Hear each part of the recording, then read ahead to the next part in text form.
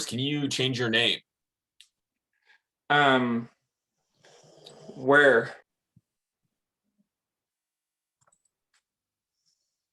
We're recording now.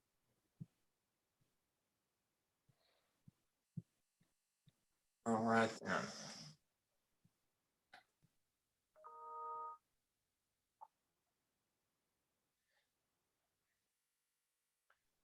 I'm hoping that next year we'll be able to have this in person. Oh, we do too. Yeah, will it be in Austin town when we do that? I think that announcement's coming either at the tomorrow. end of today or tomorrow. It'll be Yeah. announced where the next conference is being Okay, held. great. Ron and Amy, the waiting room is empty. Everybody is here. So as soon as you're ready, you can proceed if it's at 3 o'clock. Okay. All right. Just a few more seconds, and then I'll start the announcement, and I'll turn it over to Ron. But Ron, the answer to your question is no. But you'll find out the answer to where tonight or tomorrow. All right, that sounds good. Okay. And by the way, if you you probably see on the screen my giant white dog, and that's Zeus, who's my emotional support dog. Beautiful. And Beautiful. he's snoring away right now, which is good. If you do hear a little bit of snoring, that's not me, that's him. So All right. It is time to begin the session. I want to thank everybody for attending this session this afternoon. My name is Amy Mobley Turney, and I will be serving as the host of this session, meaning that I'll be helping behind the scenes. That's why you can't see me. Matthew Lovett will be assisting me as co-host and moderator. This session is being recorded. If you would like to keep your anonymity in the recording, please turn off your camera and change your Zoom name. Before we begin, I'd like to make a few quick housekeeping announcements before turning it over to the speakers. Please keep your microphone on mute unless directed to unmute it. It is very important that attendees stay muted to minimize background noise. Please feel free to keep your camera on or turn it off. Having your camera on will help us feel like we're in the room together. If you have questions about the presentation, please enter those into the chat box of this Zoom meeting, or come off mute at the end during the Q&A portion. The moderator will keep an eye on chat and direct questions to the speaker at the end of the presentation. After the session, please visit the session's profile under all sessions to fill out the session survey on the right-hand side of the page. We really appreciate your feedback about the session. Remember that after the session ends, the Zoom meeting will close. Go back to the Attendee Hub to attend the next session. You received the link to the Attendee Hub via email this morning. It may also still be open in your browser. And without further ado, I'd like to turn this over to the presenter, Ron McCracken. thank you for that introduction, Amy, and welcome to everyone here. I appreciate you coming here to listen to me today. It's really a privilege. It's not just a cliche to say that it's an honor and privilege to be doing this. And I want to introduce myself by sharing a little background about how I became so dedicated to sports. And that led to me running 17 straight Boston marathons from 2001 through 2017. That included, of course, 2013, the year of the bombings. And this will also help explain some of the mental health conditions that I've dealt with from an early age. I can still remember pretty vividly the day that it was a Saturday that I was 10 or 11 years old. My parents were called me and my brother and sister together at the dining room table to tell us that they were splitting up. And I didn't really want to hear that, like almost no one does. But my response about 15 seconds into their talk was to go into my room, grab my basketball, which I was already a basketball nut, but grab my basketball and go up to the basketball court at the school. And I spent about the next 10 hours probably shooting baskets. And every couple of hours, I could see my dad, this at the top of a big hill. Every couple of hours, I could see my dad driving past at the bottom of the hill. Just, well, they obviously knew where I went and everything, but he was wise enough to just leave me alone. And he kind of knew what I was doing. But after that event, and that's traumatic for a lot of people, I was already pretty dedicated to sports, but I really dove in, and sports became my sanctuary. And that continued on through middle school and high school. I eventually moved from basketball to track and cross country in high school. And that was just, a sanctuary from my chaotic family life. So, although I was undiagnosed, that I don't know that that was the beginning of it, but undiagnosed, I had depression and anxiety from age 10 or 11 on. But it served me well as a sanctuary. And in high school, that's when I saw my first issue of Runner's World magazine, and it had the Boston Marathon on its cover. So that was immediately a huge goal for me. That that was just the ultimate goal for a runner. And I set that goal to run it one day. Well, that finally arrived 2 decades later in 2001. And I was hooked. It became my annual journey to Mecca. And can I get to the next slide, please? Thank you. And that's a photo from the 2004 Boston Marathon, which was one of the hot ones.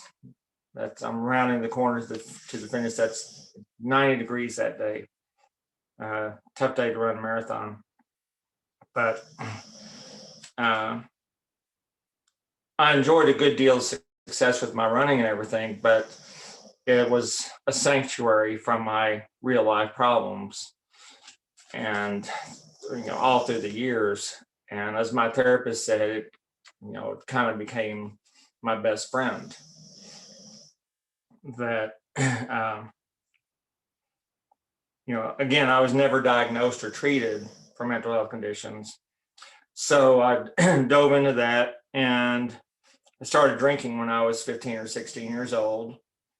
And like a lot of people, just starting out with a beer or two here and there. Just a little at first, but by the time I reached my 20s and 30s, I was a regular binge drinker. And I was a mess, but I had my Boston Sanctuary every April on Patriots Day. That's always the third Monday in April, and all through the year, that was the focus. Well, that sanctuary was shattered on April 15, 2013, when 2 bombs went off. And near the finish line, they killed Crystal Campbell, Lindsay Liu, Sean Collier, and Martin Richard. Sean Collier, the MIT cop, he was actually killed by the bombers 3 days later. They shot him on the MIT campus. I was well behind the explosions, but when I came upon the spot where the police had blocked all the remaining runners coming in, there was about 5,700 of us who hadn't finished yet. That was at the corner of Commonwealth and Massachusetts, and they had blocked off the part of the course where we go briefly under Mass Avenue and then back up, and then you make the last 2 turns to the finish. Well, here's a life hack here. After a terrorist attack, don't sneak past 2 police barricades. That's what I did. I it was pretty chaotic, so it's still unclear exactly what was going on, but I went past, just kind of pushed through the crowds actually to get back on they had changed the course a few years before. So I got back on the old course and just same distance still, but just on Commonwealth Avenue rather than going under Mass Avenue. So I'm running along, and that's, when I come up on the next to the last turn, the National Guard is blocking that. There's about 30 or 40 National Guardsmen. And I'd say they were a little surprised, a lone runner coming up on them. This is about a quarter mile after the others were blocked. And I had the distinction of the 5,700 that were blocked from finishing. I made it farther than anyone because I did that. And smoke was drifting out from Boylston Street, the next block over. So I was right there at the corner of Commonwealth and Hereford. And the saying is go right on Hereford, left on Boylston, and then you're at the finish. So smoke was drifting out, and that's the point where the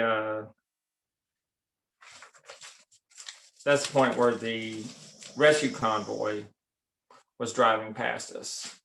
And as I'm talking to the National Guard and asking them, okay, well, where am I supposed to go? What am I supposed to do? And while we're talking, I'm standing there just on the curb, and just a few feet away, this gigantic rescue convoy is going past us, and that's police cars, FBI vehicles, a lot of unmarked vehicles, military vehicles, and a lot of ambulances. And Commonwealth is one of those streets, kind of like Mockingbird Lane in Dallas, for anyone familiar with Dallas, where it's mostly a long straightaway, several lanes wide. And as far as you could see down there was just rescue vehicles. So that convoy's coming through, and more ambulances than I could count. And found out later that there were 140 ambulances. And that's really the point where my mind was getting overwhelmed. Again, these were just arm's length away from me and moving pretty slowly because there's so many people moving around and so many vehicles and everything. And I still remember just subconsciously reaching out and touching one, putting my hand on one of the ambulances. And, that was, I think, my mind's effort to try to wrap itself around what was going on, to make sure, okay, this is real. And I'll never forget, it was the one that I touched, one of those ambulances that had the big windows on the side where you can see all in it. And the paramedic that was in there, he looked out at me, but he kind of nodded his head like he kind of could see what I was doing. And it's that strange moment, PTSD comes along when events overwhelm our ability to process them. And okay, we get the next slide, Matthew. We have the DSM definition of PTSD, direct exposure, being involved in a traumatic event. So I was there witnessing the event in person. Indirect exposure for some people, because I knew there's a lot of people, any events like that, you can take 9/11, people watching it on TV, they were affected too. And there's some people have more difficulty processing it than others. repetitive or extreme indirect exposure, such as first responders working in the course of their professional duties. And that's very common too. And it's something that I think about a lot is the first responders that were at that event, that so many of them probably ended up with PTSD, and hopefully they ended up finding the therapy they needed. And can you switch to the next one with some of the symptoms of PTSD? Self-destructive or reckless behavior. I was already doing that before I got to Boston with my drinking and everything else. Recurring intrusive or involuntary memories of a traumatic event, nightmares about the event, sleep disturbances, hypervigilance. And that reminds me, one thing that I did starting when I got back to Dallas from Boston was I started sleeping on the couch with my dog, the dog I had at the time, a little red-nosed pit bull named Pretty Girl, that started sleeping on the couch close to the door with her. And that was kind of, I don't know that I made a conscious decision to start doing that, but I did. And since then, and I started then, and since then I have a habit of, whenever I'm in like a public waiting area, waiting room at a hospital or waiting room, at my therapist office even, or things like that, I kind of naturally tend to sit closest to the door, like I need that escape route, that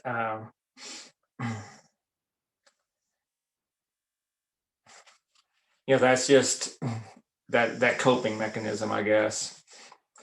And again, I was undiagnosed and untreated for another 3 years. And can we get that slide about according to the National Institutes of Health, and it's on the next slide, that 2 to 11% of people with PTSD actually have a diagnosis, are actually diagnosed. And I find that disturbing. I wasn't overly shocked by that. But even more alarming is that out of them, they estimate that less than half of these patients are ever treated for it, ever receive treatment for PTSD. And that's just, in summary, the whole article, they go into a little more detail, that it's just their educated guess on that.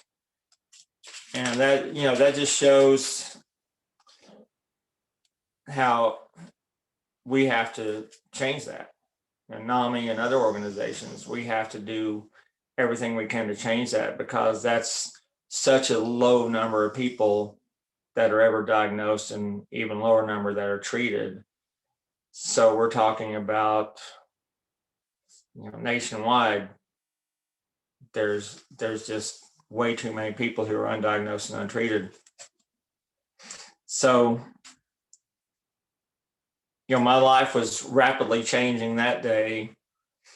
That while I was in Boston that day, radio station 105.3, The Fan, interviewed me on the air. Another radio station interviewed me on the air, and Dallas Morning News contacted me, and other people, because everyone knew I was up there running. So it was a reporter at the Dallas Morning News had my phone number, because she had done a little article on me the week before.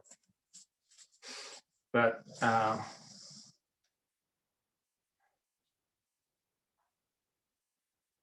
when I finally got back to my hotel at 10 p.m. that night, and still trying to process everything, that it wasn't hitting me yet. And I'm trying to speak to hear how, as my therapist says, it takes the mind a while to catch up with the event that's happened to the body, to the event that you witnessed, because it really it was weeks and months before I started thinking that maybe I had PTSD. So I flew out of Logan Airport in Boston the next morning, and it was just chaos at the airport, which just added to my PTSD. Again, that's when the bombers were still on the loose. So lots of extra security at the airport, and just piles on with all that distress. And then when we were flying into Dallas, the airline crew warned us that TV camera crews were waiting for us at the baggage claim. So, get off the.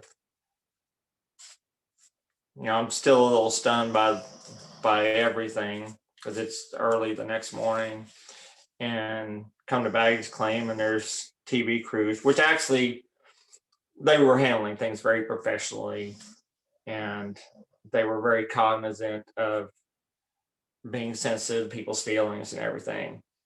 So it was, I think, CBS in Dallas, and then the big Spanish-speaking station. I can't remember their call letters right now, but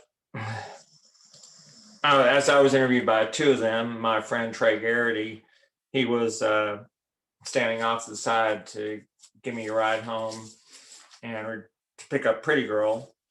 And she was the dog I mentioned a few minutes ago, a rescued and rehab pit bull. There she is right there.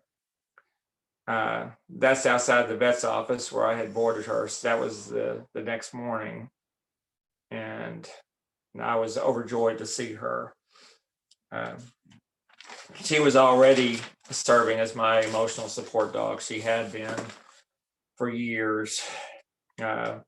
As she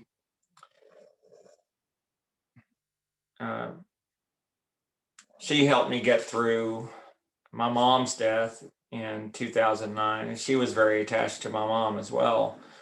But I had a lot of loss already.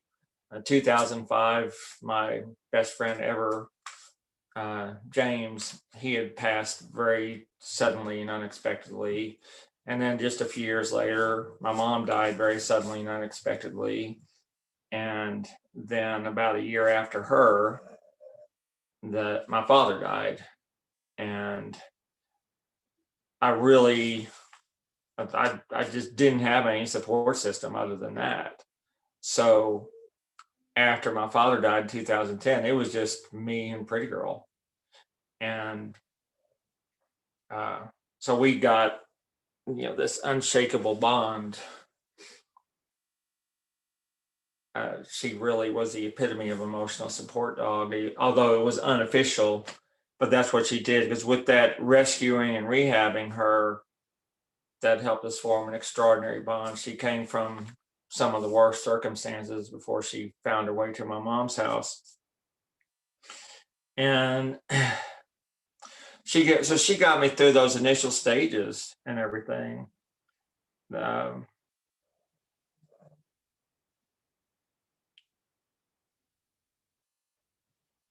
She got me through those initial stages, and then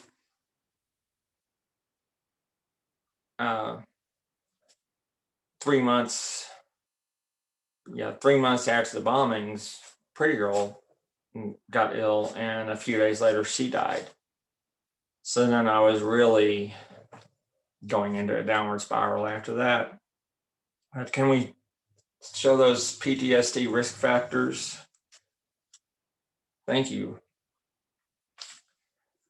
So you see the traumatic event, and I think this speaks to probably a lot of people with PTSD. that I already had existing mental health conditions, which again were undiagnosed, but they were there, life stressors with massive personal losses I'd had, lack of support, genetics. I don't know how much genetics played into all that, but and previous trauma with different family events and things like that. And all that, I've learned in therapy that, as I've asked a lot of questions about this, learned in therapy that, 1,000 people can be at the same event, but they all cope with it in different ways. It affects all of them on different levels.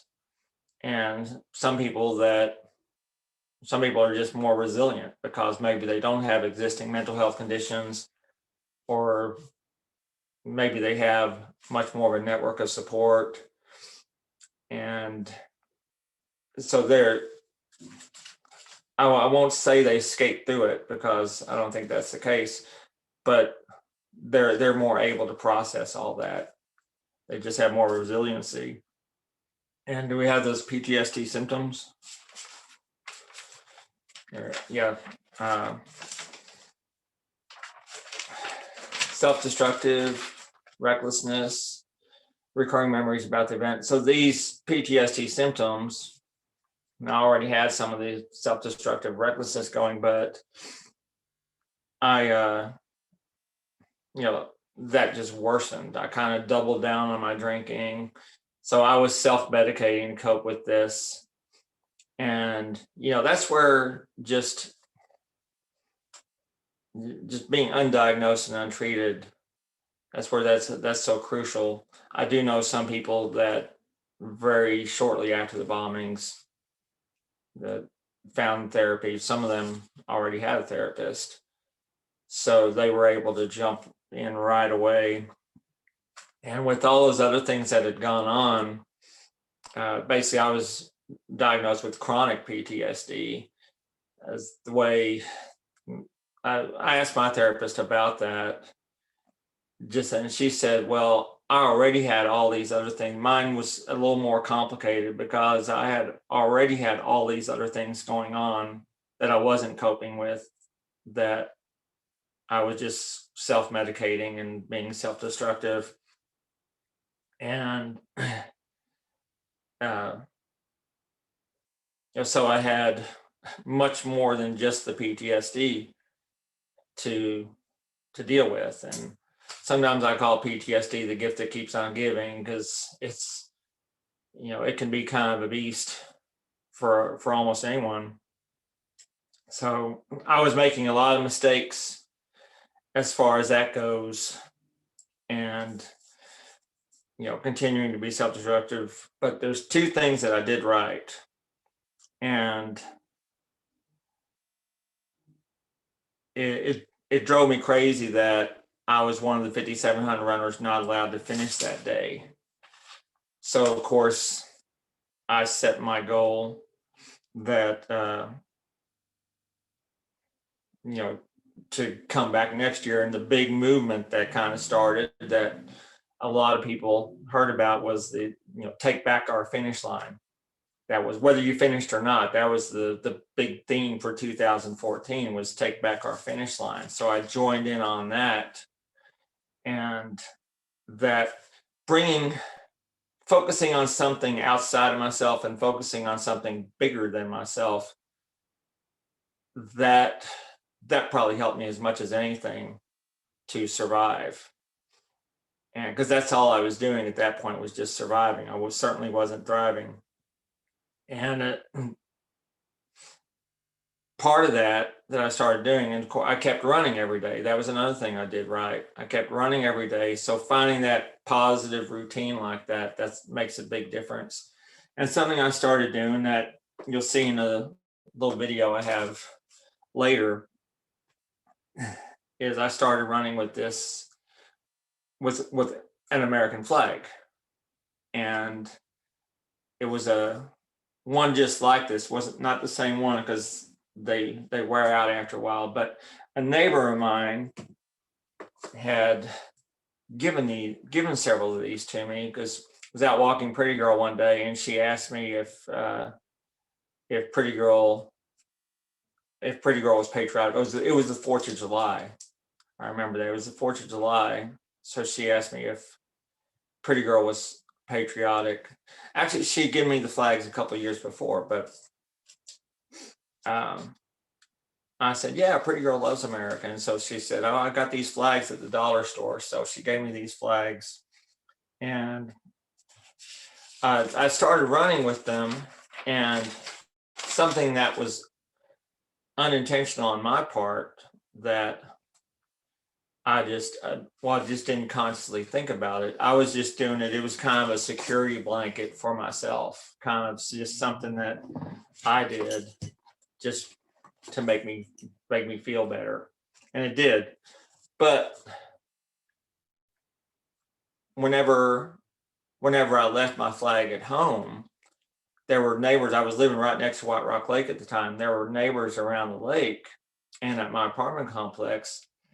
If they saw me running without my flag, they would say, hey, where's your flag at? We love seeing your flag. And I was just taken a little aback, just kind of went, really? And especially, well, when the ones that knew, they asked, hey, why are you running with your flag? And when I tell them about Boston, because they knew I'd been up there and everything, and how it was just my show of defiance that, you can't stop us, that kind of thing, that it really resonated with people. And I'd get that. I still get the occasional when I'm out running. If there's a cyclist or a runner and they usually kind of look military, they have that certain haircut and they kind of look military. They'll look at me with my flag and go, hoo-ah. And that still touches me sometimes to this day, that they get that positivity from it. So I was doing that right. But again, I still wasn't getting diagnosed or treated. Remember that statistic, 2 to 11%. It's only 2 to 11% even get diagnosed. And well, those things lead to other problems. I lost a job a few weeks after I returned. It was a job at a pizza restaurant, and boss told me that I wasn't focusing on my job. And that was just, I think, 2 weeks after I got back that he did that. And I couldn't really deny that, but I was kind of overwhelmed with other problems. And can we see those slides on employment? Yeah. Some other jarring statistics that I found, and these were just in brief Google searches, that is that the first one? Yeah, there's the first one right there. So shows that at least one study showed that almost 2/3 of PTSD patients are unemployed. And I don't know how much that's changed since then. Maybe it hasn't changed at all. And can we see the next slide? And this is in regards to veterans. And as you know, yesterday was Veterans Day. Mental health services research showed that veterans with PTSD are 50% more likely to be unemployed. So, of course, it's no wonder that so many of them end up homeless. And I suspect a lot of civilians with PTSD end up homeless for these reasons. Now I had at least enough resiliency I was fortunate to find another job fairly quickly and everything, but I have had difficulty as far as that goes over time, as there's, it's when you're dealing with all that other stuff, it can be really hard to, that's just to say it plainly, it can be really hard to just holding down a job, just the normal routine. That I'll give an example. I was working for a large grocery store a few years ago, and at the suggestion of my therapist, I had asked them for just a slight accommodation. Basically, it was our registers. When I was on register, there were 10 registers in the store, and I noticed early on, and fortunately, this is after I started seeing my current therapist, but this just shows how long PTSD can affect people, and my anxiety as well. But I noticed if I was on register 1 or 10 in a big open area by the doors, with right by the doors and big windows and a lot more space, even if the store was crowded and busy, I was functioning a lot better than if I was on register. I was a lot more relaxed rather than if I was on, say, registers 5 or 6 in the middle. And when the big crowd forms, when there's a big line and it gets noisier and noisier, well, my anxiety would skyrocket. And, you know, I'm sure that affected my job performance. And of course, when your job performance suffers, that's when it leads to people losing their jobs. Fortunately, by that time, with the therapy had been getting, I was getting better and better at dealing with my panic attacks, and just reframing and replacing and kind of focusing on things other than my panic attack.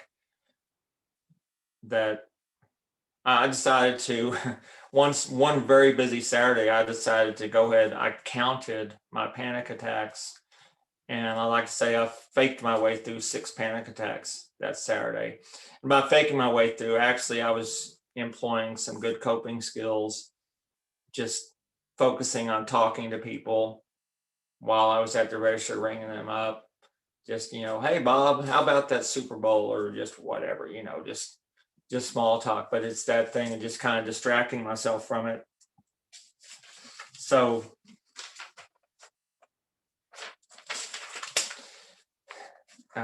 anyway, just people are going undiagnosed, untreated, and that leads to unemployment. So I wondered, where to go from there.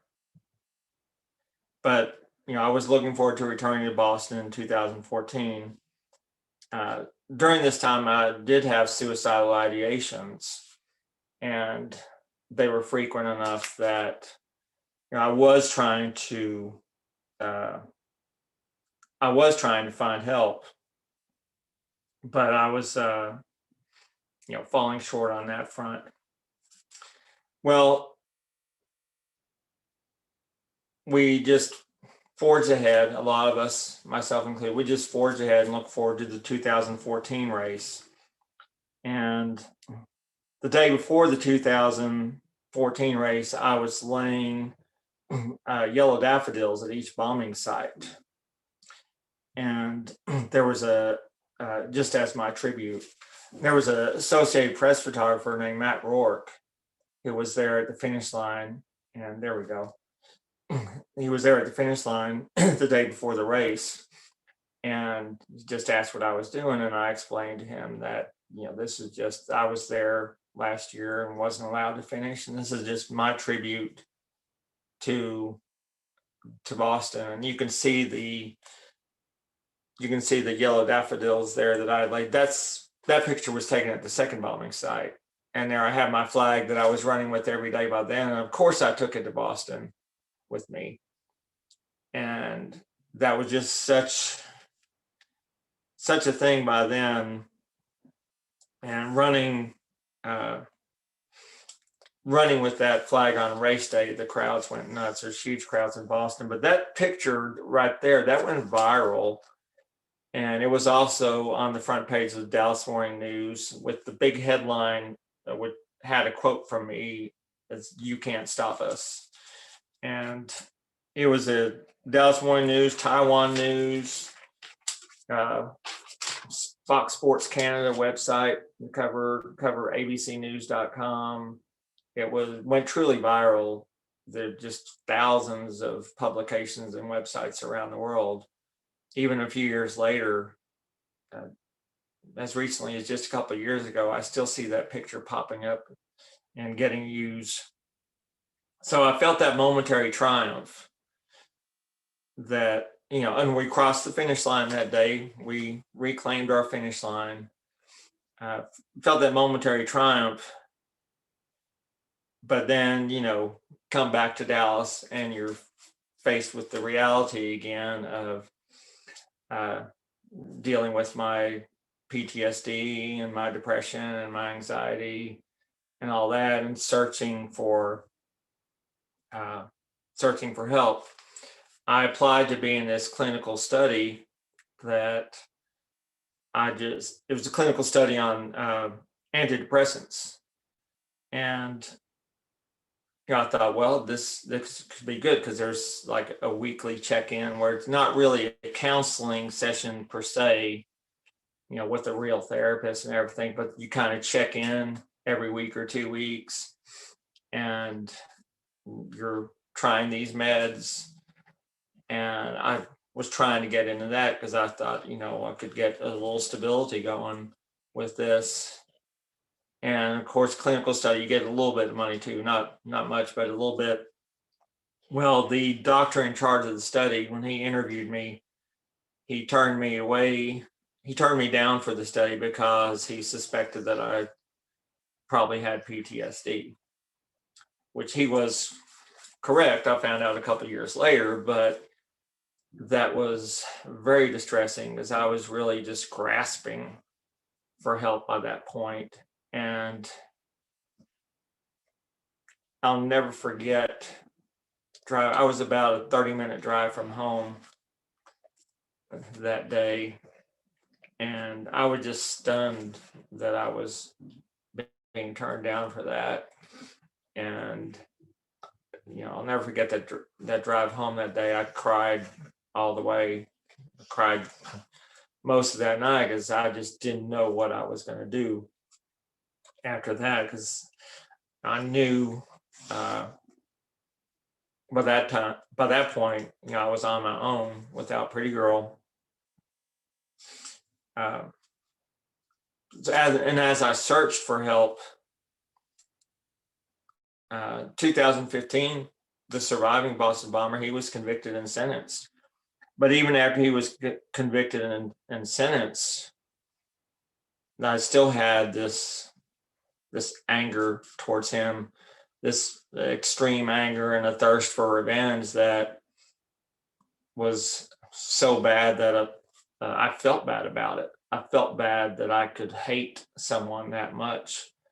And that's something I started when I did eventually find therapy. I started talking to my therapist about, because that really unsettled me, that I could hate somebody that much. And I swore that I was never going to say his name or his deceased brother's name, or that I was never going to write his name. I was just intent on keeping that. And although I'd heard, the value of forgiveness and everything, I wasn't ready to do it. So I continued to self-medicate and continued down that destructive path. But I had, on the positive side, I had my daily running streak. And I had my daily running streak that I was going. And each year I was still coming back to Boston.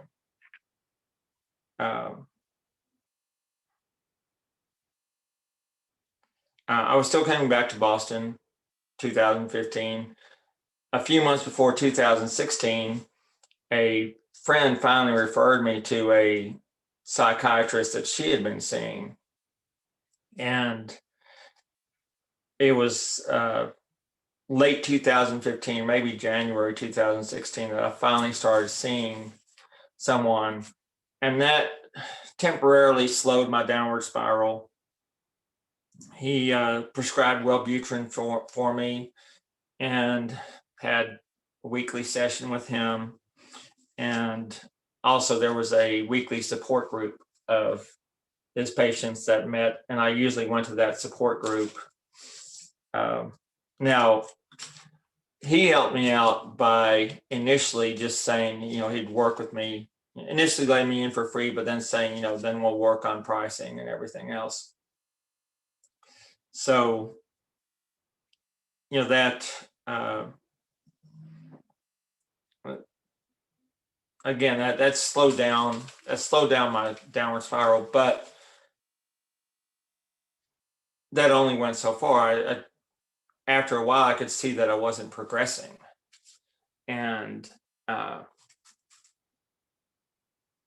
wanted more.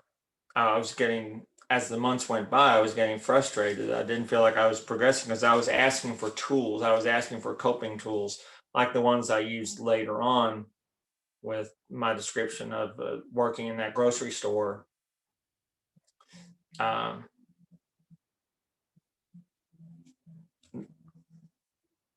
That I was able to employ some of those tools by then. That's what I was asking for from him, and I wasn't getting them. And I felt like these were just random conversations. So I was completely frustrated. I knew I could do better.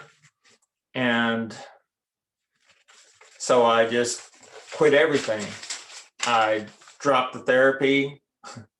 I quit Wellbutrin cold turkey, and found out later that was a very dangerous thing to do.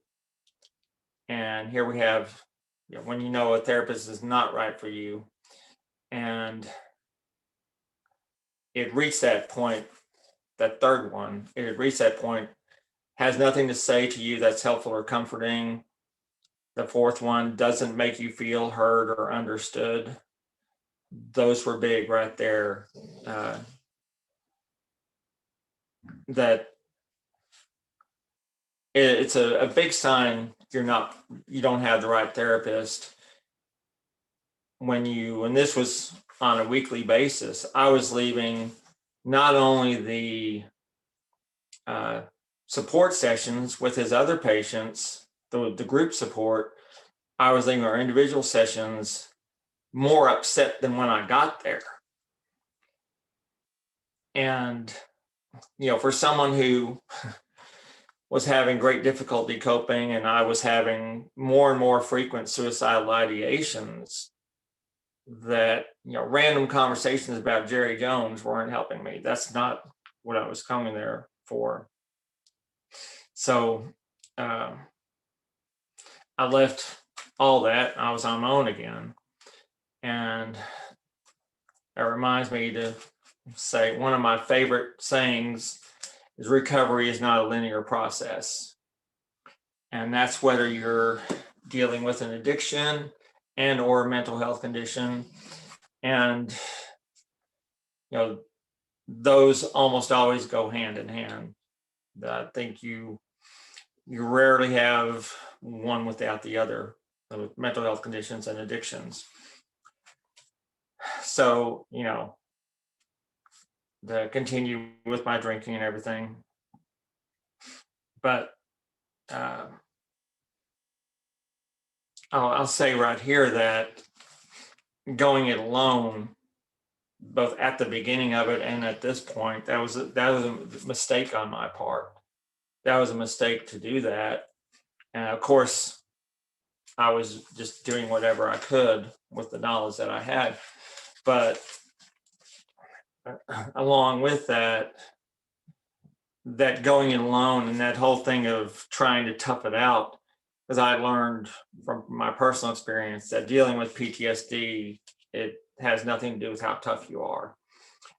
And I think that's really why so many of these veterans end up dying by suicide, is they being military people with that mindset and everything, I think that, again, this is just my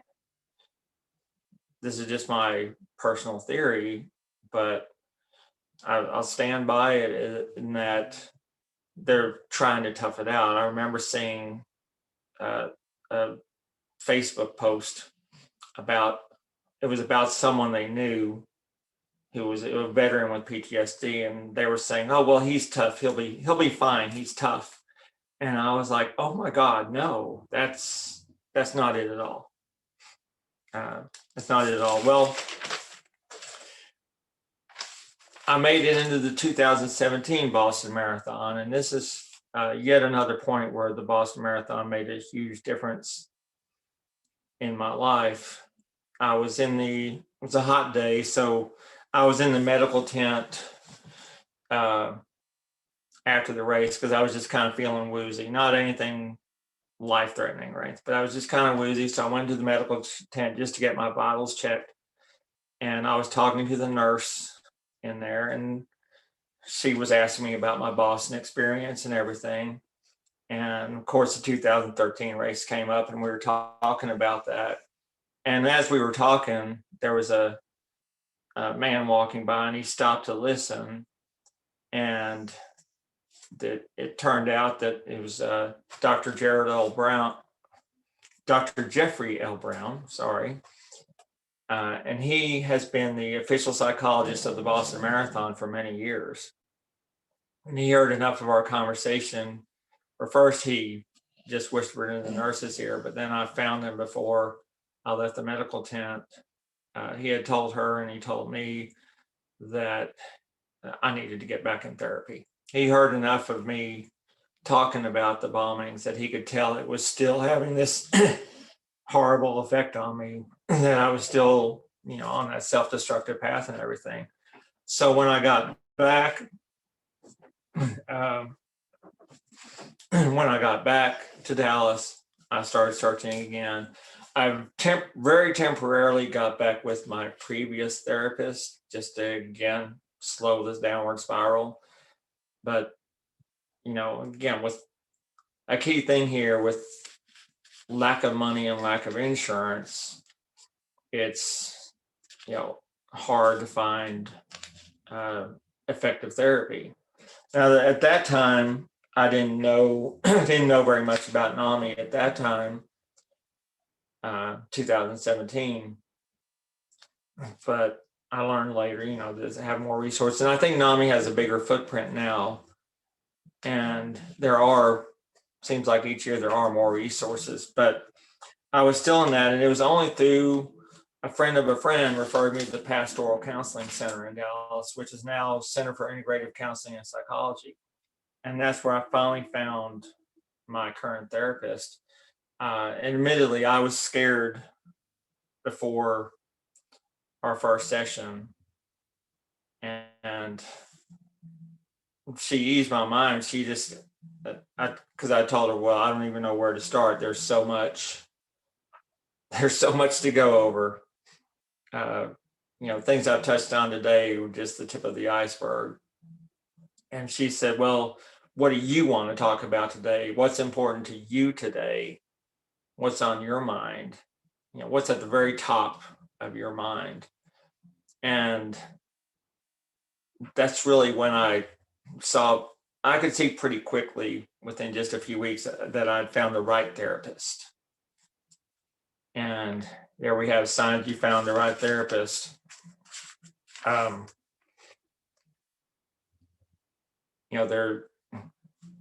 not trying to be your friend.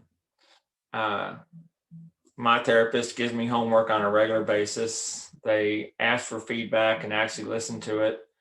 They're interested in listening to what you had to say. And so we began at cognitive behavioral therapy. And pretty quickly, I could feel improvement. I could see improvement. And I wasn't on any medications. I didn't go back on any medications, but I did start cutting back on my drinking. Now, she had suggested early on about forgiving the Boston Marathon bomber, Dzhokhar Tsarnaev.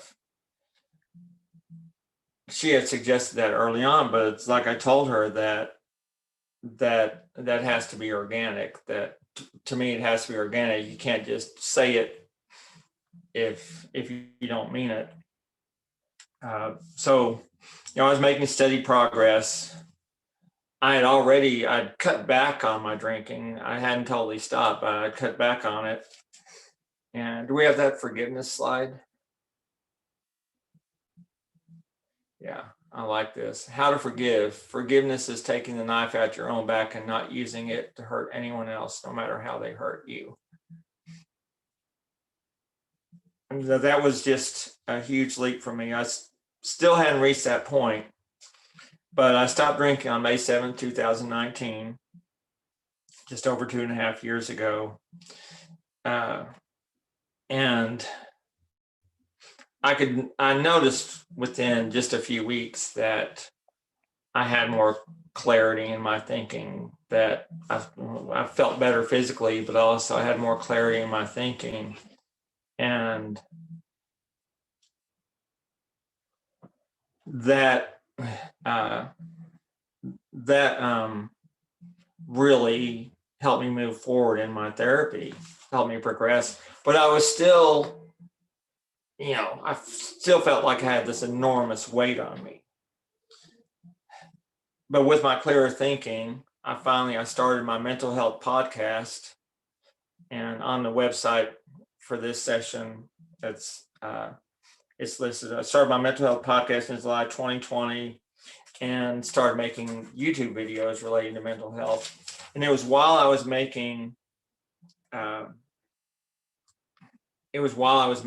of my YouTube videos about mental health where I just basically just hold my phone up and start talking. There were a bunch of ambulances and police cars very loudly going by not too far away. But what I noticed as I was making the video was that I wasn't really reacting much to them, other than just glancing out the corner of my eye to see where they were. But I wasn't jumping out of my skin like I had years before. And I had progressed that much through my PTSD. Now, I'd been talking about and thinking about forgiving the bomber, but it was in the middle of making this video that I realized I had reached that point, that I was so much better with my PTSD, and I didn't feel that when I thought about it, I didn't feel that anger, that vengeance. And so I had forgiven Dzhokhar Tsarnaev, and it was like the weight of the universe dropping off my shoulders. That, felt that instant relief.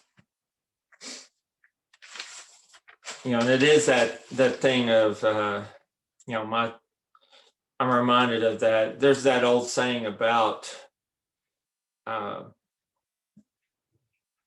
revenge is holding a grudge. It's like drinking poison and hoping it kills the other person that you're holding the grudge against. That's absolutely true kind of thing. Because I also realized how much that had held me back all those years. But I was finally able to do that. And, so I saw that,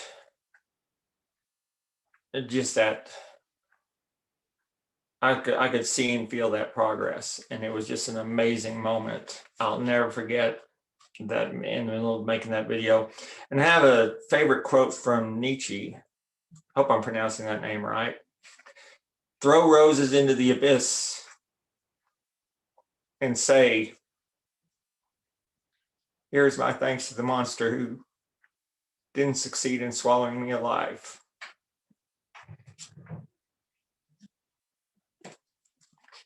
excuse me.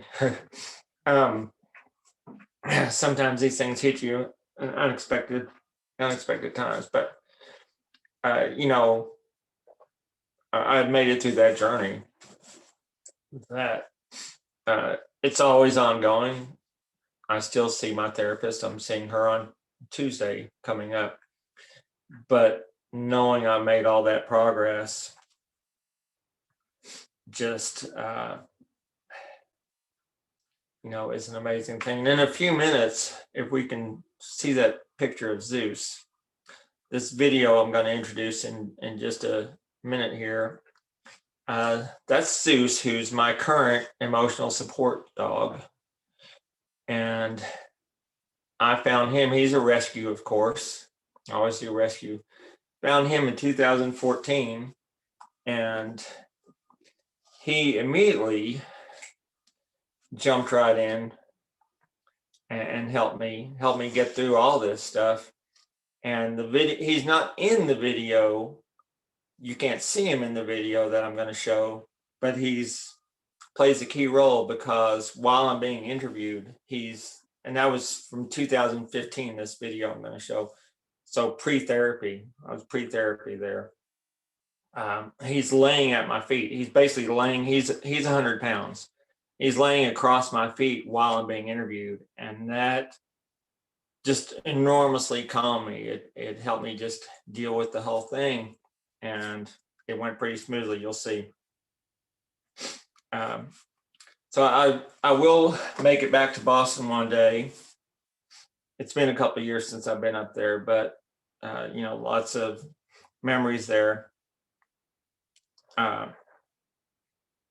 Those yellow daffodils that I mentioned, those yellow daffodils that I laid at the bombing sites each year, I laid at them each year, and they symbolize renewal. That's the whole thing. They symbolize renewal, and that we're going to keep going on. So when I go back in a couple of years, I'll do that as well. When a beautiful stained glass window is smashed into 1,000 pieces, we can put it back together. It's never the same, but it can still be beautiful.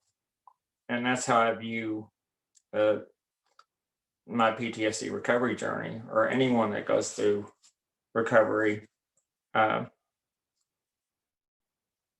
Even on the worst days of my life, even on one of the worst days of my life, which was with the bombings, flowers were blooming, and somewhere a ray of light was shining.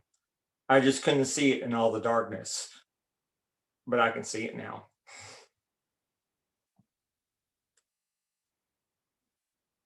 And that's about it. Thanks everyone for being here today, and I appreciate y'all, and please go ahead and roll that video.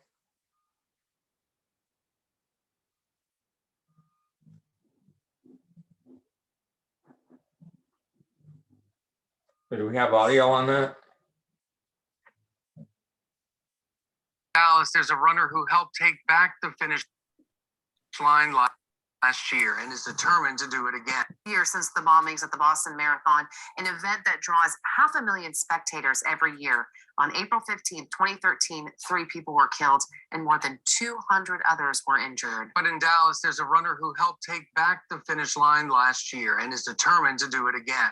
Our very own Ashley Allen has the story. All right. First mile's always rough. Another day of training for 52-year-old Ron McCracken.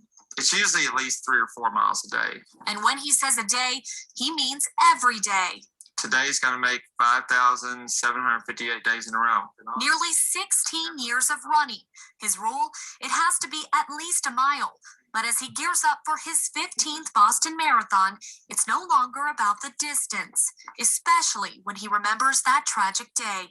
As far back as you could see, there were emergency vehicles down Commonwealth. More ambulances than I've ever seen in my life. He boarded a plane the next morning and embarked on what he calls the most tense year of his entire life. All year long, all I thought about was I needed to go to the bombing sites and lay some flowers. Yeah. just burning through me. When he finally got that chance last year, the world watched. This photo taken by AP photographer Matt Rourke went viral, splashed across everything from the Dallas Morning News to New York Post. And now the American flag you see there is a part of Ron's daily training. Tell the strangers to go, hey, aren't you the guy that runs with the flag? Sentencing for the convicted bomber begins one day after this year's race, but Ron says the impending decision only makes him more determined. For me, it fuels it because it makes it more passionate. Not for the miles or the time, but for the honor of being Boston strong. Ashley Allen, KCEN HD News. It tells us Ron leaves for Boston this Saturday because the big race is on Monday. He's still raising money for the trip through a GoFundMe account. If you'd like to help him on his journey, you can find the link at our website. Just go to kcentv.com. All right.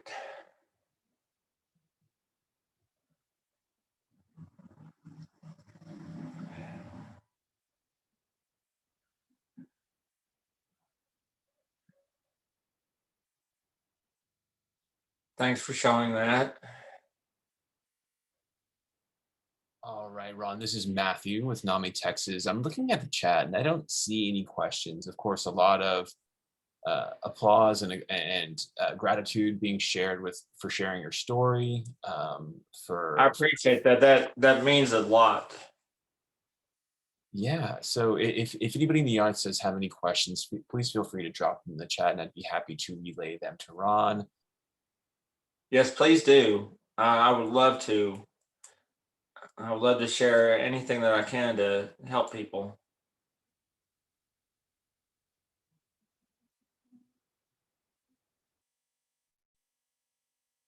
More thanks, gratitude for sharing.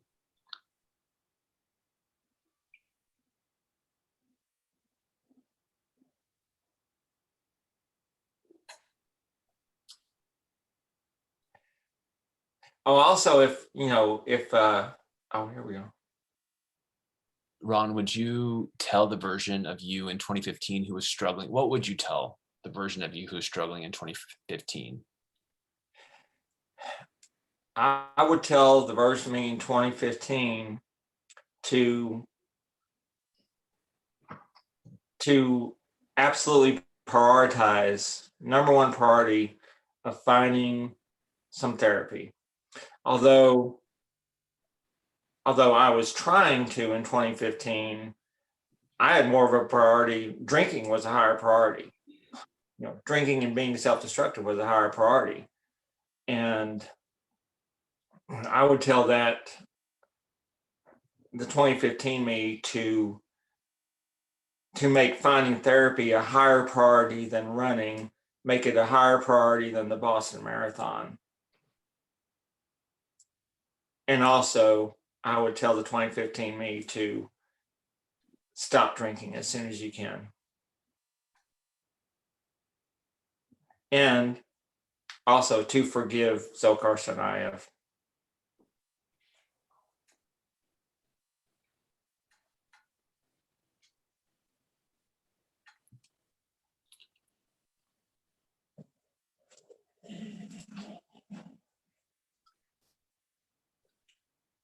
A question from Diane. What would you tell veterans or others that have PTSD that do not believe in therapy? I've actually met people like that, and more often I know people who have friends or relatives with PTSD that they don't believe in therapy. And I would tell them that it's actually a sign of strength to reach out and ask for help. It's not a sign of weakness. I think that's a big part of the stigma that people attach to it. They feel like, especially military, I think, that they feel like, well, it's, admitting I'm not strong enough or this or that. And like I mentioned earlier, that it's got nothing to do with how tough you are or how tough you think you are. It's got nothing to do with your character. It's about because between all my running and also things that have happened in my personal life through the years, I feel like I'm a pretty tough person, but I wasn't tough enough for PTSD. It wasn't until I didn't get better until I actually started getting real help. And the thing that I would stress to them is that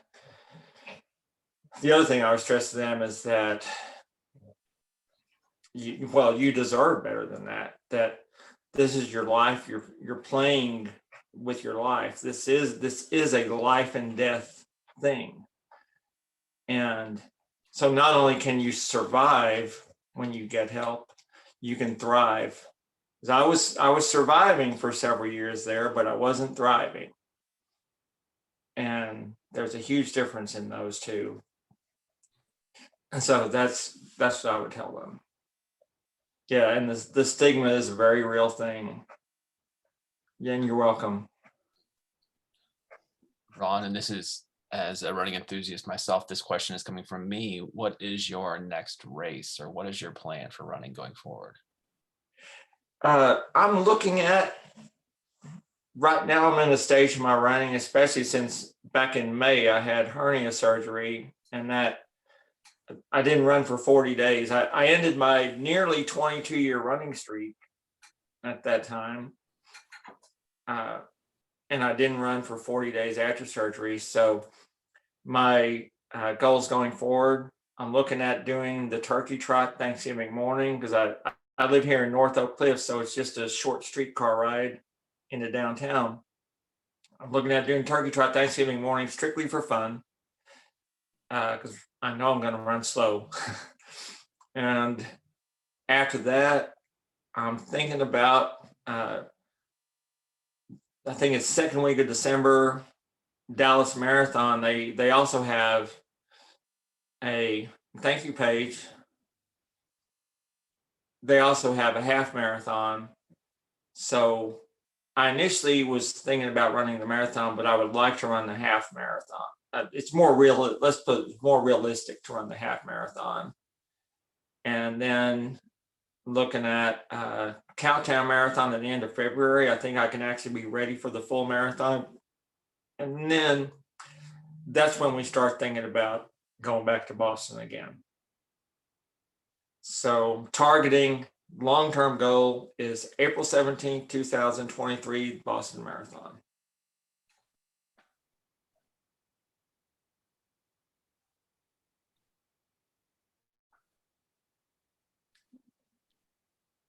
All right, everyone, we've got time for a few more questions. Oh, thank you, Tonette. Yeah, I really like it here in Oak Cliff. I'm right here by Lake Cliff Park, so great space to walk my dog.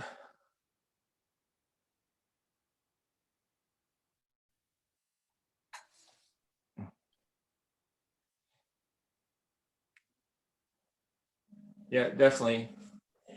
Thank you, Susan. Yeah, it's definitely a great area here. And Matthew, you and I think we mentioned before, we'll definitely have to have some future conversations about running. For sure, for sure. I miss going to Austin for races. I used to go down to Austin pretty frequently for races.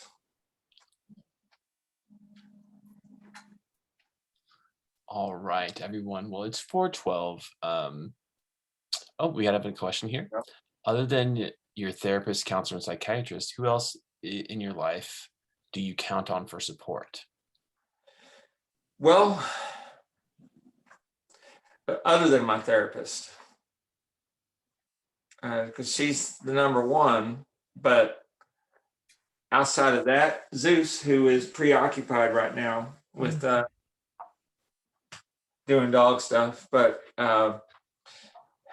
really Zeus is a huge part of my life. And someone, I think there was another question specifically about Zeus as well, that there he is. By the way, that's an unfiltered picture there. I caught the sun at just the right moment.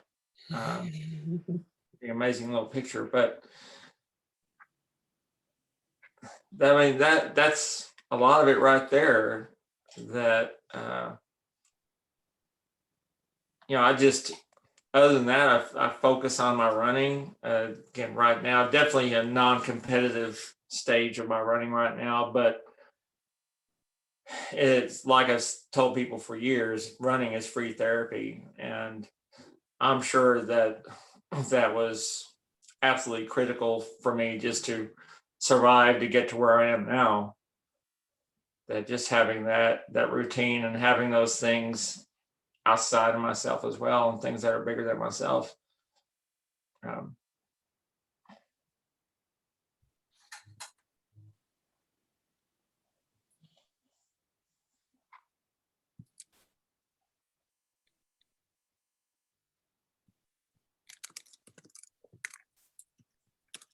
You have time for one more question, everyone.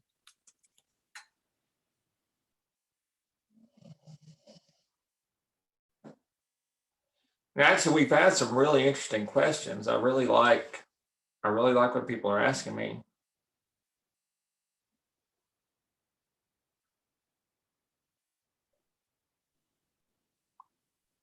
And really just stress again to the person who was talking about veterans and other people who are skeptical of therapy, that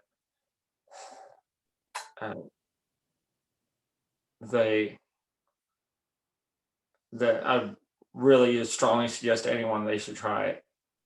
They should try it. And also keep in mind that you don't always find, as I found out, you don't always find the right therapist your first try. And not to get overly discouraged by that. But you'll notice such a huge difference. When you find the right therapist, you'll notice just an enormous difference in your life.